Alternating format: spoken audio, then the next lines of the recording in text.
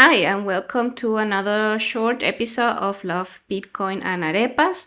Today is gonna be just me because this is a short tutorial to explain the steps to buy Bitcoin.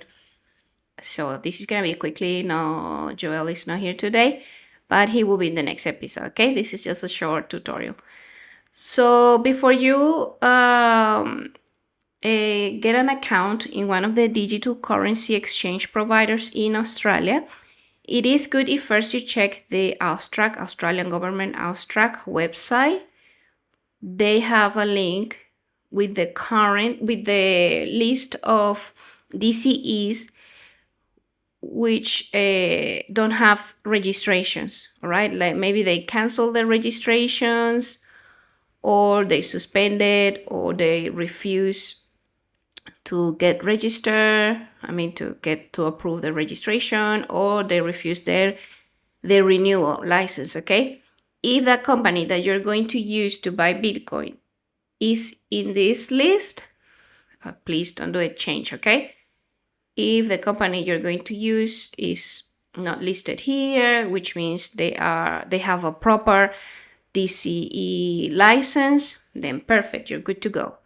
So the DCE I have been using for my private accounts and for my SMSF is Coinstash. I have a really good experience with them so far. No problems, easy technical support. Like really, they have been so supportive. Okay, even when you do your SMSF with them, through them, they are great. They will give you access to a WhatsApp group in case you have any questions. There's always people available to help you, give you support on all your questions. Like really amazing. So I highly recommend Coinstash. It's the one I've been using without any problems. You have to create first your account here, and you will have to do the ID authentication. I think you have to upload the photos of your driver's license and maybe take a photo of your face. But that is really quickly, okay? Once you do that, and the account is all approved, they will give you PayID. And this is the PayID that you're going to use in your normal bank account to transfer money to your Coinstash account. So let's do it, okay? I have it already on my ING bank account. I'm using ING for my to buy privately Bitcoin. Okay. So let's do $20, okay? So I'm going to transfer, okay, from here to PayID. Where is it? Okay, PayID, which is a PayID that it was provided by Coinstash, okay? $20, confirm.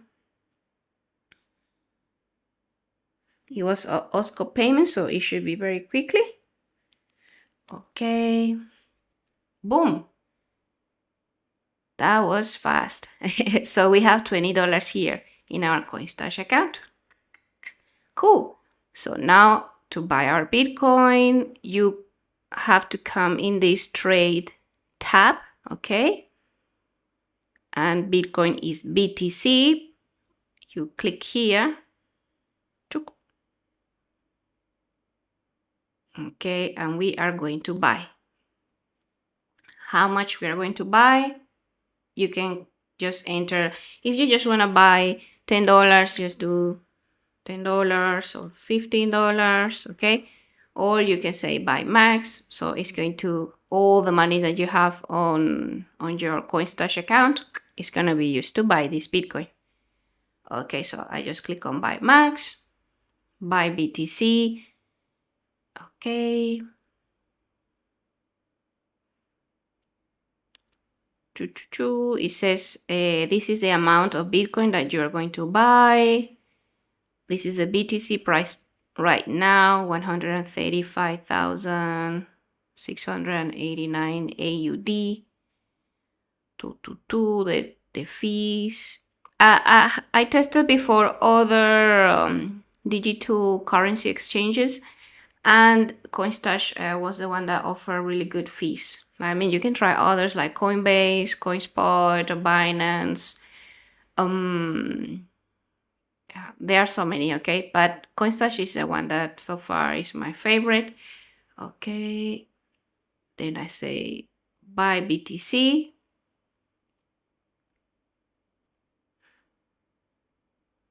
Done. That's it. I bought it. Done. So what happens now? This BTC that I just bought, it is within my account in Coinstash. It's not currently on self-custody, okay? It is on my portfolio. Let's say I have a portfolio here in my Coinstash account where I can buy Ethereum. I have a little bit of Ethereum actually. You can buy XRP, you can buy other cryptos. But well, this is it shows here that we have portfolio. We have this little bit of Bitcoin in our, let's say, software wallet or on our Coinstash account.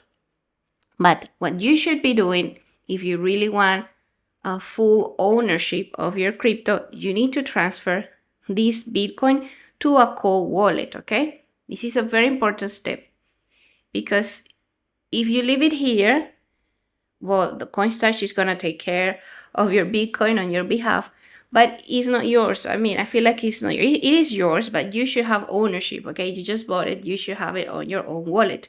So you should go and buy a cold wallet or a hardware wallet. In our case, we have Tangem. Tangem is like a plastic card, okay? You receive, I think you can buy 2 or 3 cards, has backup. And then you have to install an app and then you configure your wallet, okay? And we also have the Keystone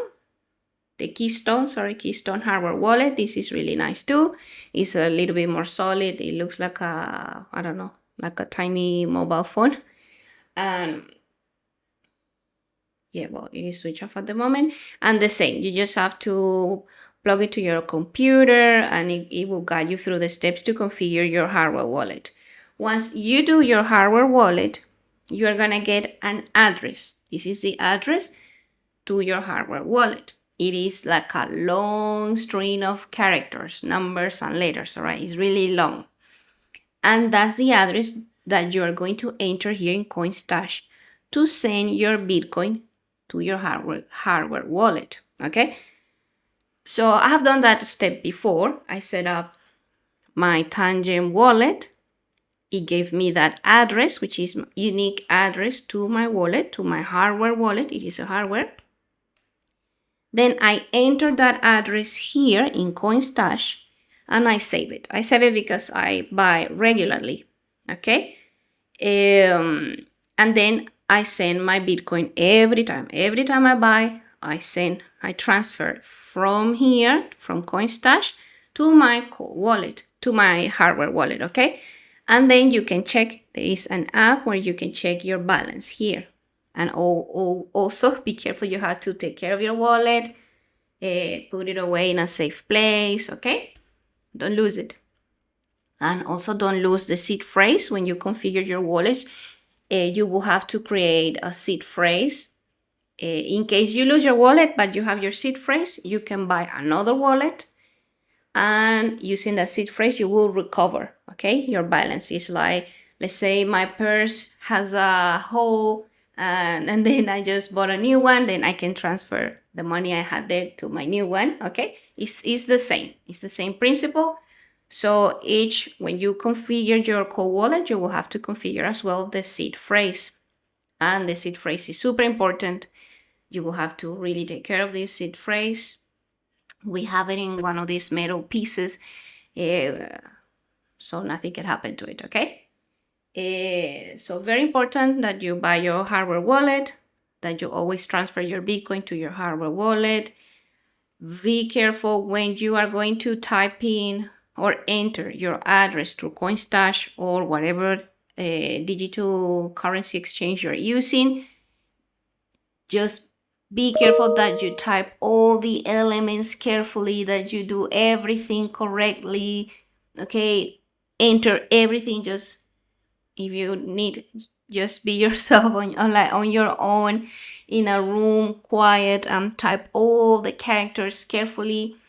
I think this Coinstash app has a way where you can scan the code from the wallet so you don't make mistakes, or I don't know, just don't make mistakes because you don't want to send your Bitcoin to the wrong wallet. Okay, just be careful.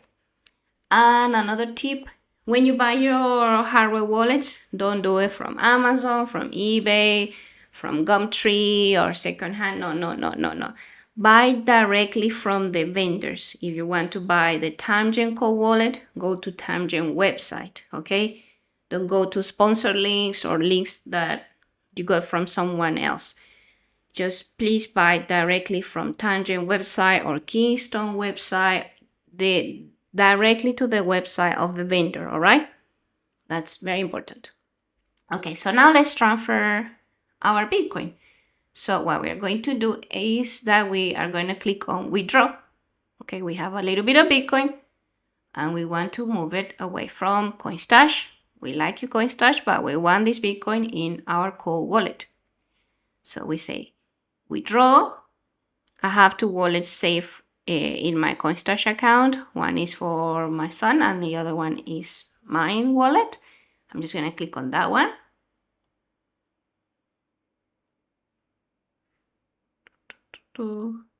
Okay, and I'm going to send it all. I'm going to send everything I have, which is what we're going to do.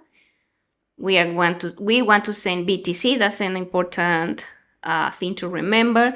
If your hardware wallet is BTC, you have to send your Bitcoin to your BTC hardware wallet. If you configure in your hardware wallet Ethereum or any other crypto, you don't want to send BTC. It's just gonna go, I don't know where, okay? So each crypto that you buy needs to be sent in appropriate, using the appropriate blockchain, okay? So we are gonna use blockchain to send our Bitcoin, okay? Bitcoin blockchain. So send BTC, yeah, that's what we wanna do to the address that we say. The number is gigantic, that's why you have to be careful when you type it in. Okay, so once we know, okay, here it indicates what I was saying. The blockchain network that we're going to use to send our Bitcoin is Bitcoin, okay? Important. Okay. Confirm withdrawal. Okay. And then we have to enter the code that they send to your email.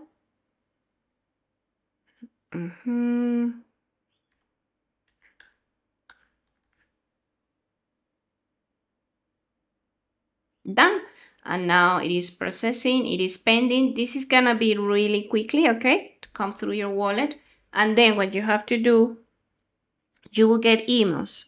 You will get emails from Coinstash saying you have successfully purchased your Bitcoin. Then they're gonna send another email. The transfer is pending, and then another email very quickly saying completed, okay? You will get emails for every single transaction and step. And then once it's been completed, you can check the balance of your wallet on the app associated to the cold wallet. Okay, so well, that's it. That's how you buy Bitcoin. It's very easy. Remember that sometimes banks in Australia, or I don't know if in other countries, but at least in Australia, they can get a bit challenging. So when you're going to transfer from your bank account to one of these digital currency exchange companies, they might block your account. I never had that issue with ING, but if you've seen other of our videos, I had lots of problems with ANZ, so I avoid them completely.